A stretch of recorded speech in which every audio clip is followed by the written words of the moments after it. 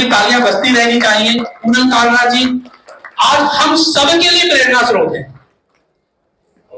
उन्होंने जिस उम्र में लोग रिटायरमेंट ले लेते हैं ना, उसके बाद इन्होंने वीडियो पर बोलना शुरू किया और आज लाखों लोग इनके फैन हैं, लाखों लोग इनसे इंस्पिरेशन लेते हैं। तो मैम आपका बहुत बहुत स्वागत है। मैं चाहूंगा कि आप अपनी जर्नी थोड़ी शेयर करें हमारे दर्शकों के साथ।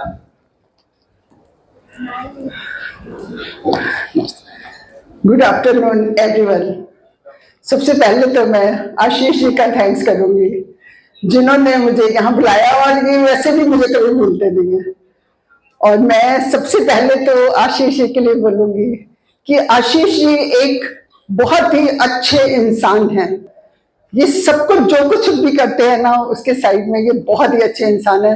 मैंने इन्हें देखा है और मैं इनकी एक दो बातें मेरी लाइफ में ऐसी हैं जो शायद मैं कभी जिंदगी भर नहीं भूलूंगी।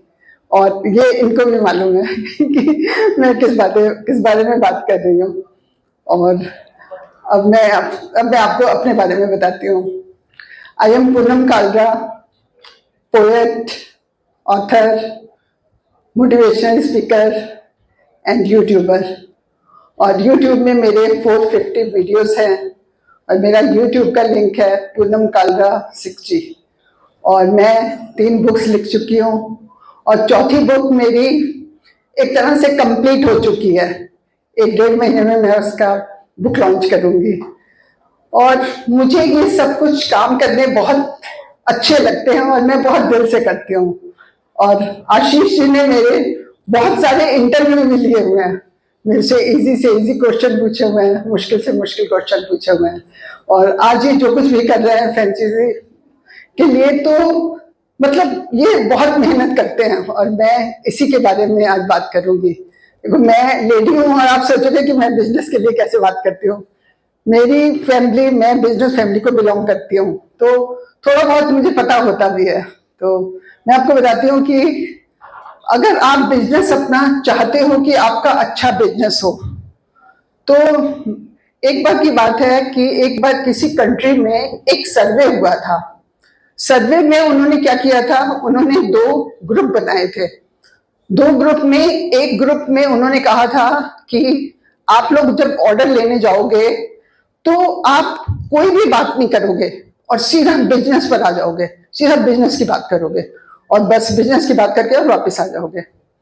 और दूसरे ग्रुप को कहा था कि आप जाते ही बिजनेस की बात नहीं करोगे और आप पहले उनसे नॉर्मल बात करोगे, अपनी एक रेपो बनाओगे उनके साथ। और 5-10 मिनट आप अपनी एक रेपो बनाओगे। जब आप एक दूसरे के साथ कंफर्टेबल हो जाओगे तो आप बिजनेस की बात करोगे। तो उन्होंने ऐसा ही किया। 6 महीने के बाद दोनों ग्रुप को बुलाया गया।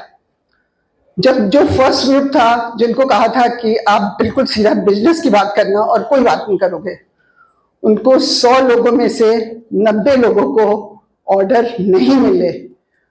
और जो दूसरा ग्रुप था, जिनको कहा था कि आप पहले रेपो बनाओगे और फिर उसके बाद बिजनेस की बात करोगे, उनको 100 में से 90 लोगों को ऑर्डर मिला। तो इसलिए मैं कहती हूँ कि कभी भी कहीं भी आप जाओ, आप सीधा बिजनेस की बात कभी मत किया करो।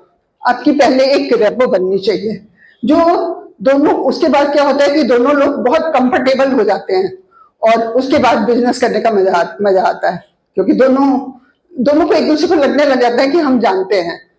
और उसके बाद मैं एक और चीज कहूंगी कि अगर आप बिजनेस करते हो तो आपकी जो, कई बार क्या होता है कि लोग क्वांटिटी तो बहुत ज्यादा बना देते हैं, बहुत ढेरों सारी चीजें बना देते हैं और उसमें क्या करते हैं, क्वालिटी जो है वो डाउन कर देते हैं। ऐसे लोग मार्केट से बहुत जल्दी निकल जाते हैं। मैं कहती हूँ आप क्वांटिटी कम रखिए, लेकिन आपकी क्वालिटी जो है ना, वो कभी डाउन नहीं होनी चाहिए। तो आप पूरी लाइफ राज करोगे, बिजनेस में पूरी लाइफ राज करोगे, आप कभी भी डाउन नहीं होगे। और उसके बाद जैसे आपके पास कोई ऑर्डर के लिए आता है, तो क्या होता है कि मैं आपको एक एग्जांपल बता रही हूँ कि आप उसको एक 10,000 की चीज दिखाते हो और उसके बाद क्या करते हो, वो बंदा ऑर्डर लेने आता है, 10,000 की चीज दिखाते हो और उस बंदे को 5,000 की चीज चाहिए। तो आपकी चीज नहीं बिकेगी, वो नहीं लेगा। और ऐसे ही अगर उसे 10,000 वाली चीज चाहिए और आप 5,000 वाली दिखाते हो तो भी वो नहीं लेगा। तो आप सबसे पहले ये देखिए कि उस इंसान को क्या चीज चाहिए, उसको कौन सी रेंज में चीज चाहिए, आप वो दो। तो आप मतलब वो लेगा ही लेगा इंसान, क्योंकि आपको पता है कि वो क्या मांग रहा है और आप उसको क्या दे रहे हो। और बस, और कई बार क्या होता है कि आपकी बहुत छोटी छोटी, जैसे छोटी छोटी फैक्ट्री होती है, और मैंने देखा है कि उनकी फैक्ट्री बहुत छोटी होती है, और वहां पर क्या होता है, वो एम्प्लॉइज बहुत ढेर सारे रख लेते हैं।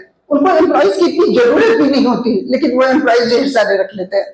तो आप, अगर आपकी फैक्ट्री छोटी है, आपका छोटा काम है, तो आप एम्प्लॉइज कम रखो, क्योंकि अगर आप एम्प्लॉइज ज्यादा रख लोगे तो आपकी पूरी सैलरी जो है पूरे एम्प्लॉइज के पास चली जाएगी और आपके पास बहुत कम रह जाएगी। तो इसलिए आप ये सारी छोटी छोटी बातें बहुत ध्यान दीजिएगा, तो आपका बिजनेस बहुत अच्छा रहेगा। और आशीष जी के लिए तो मैं कहूंगी, आशीष जी आप जहां पर जो भी काम करें, आपको इतनी तरक्की मिले, इतनी तरक्की मिले कि मैं दिल से ये दुआ करती हूँ कि आप बहुत आगे तक जाओ और मैं वो सब देखूं आपको आगे जाते हुए। Thank you so much. Thank you ma'am. Thank you ma'am. आप जब बोलते हो तो ऐसा लगता है कि कोई सही में आशीर्वाद दे रहा है। Thank you.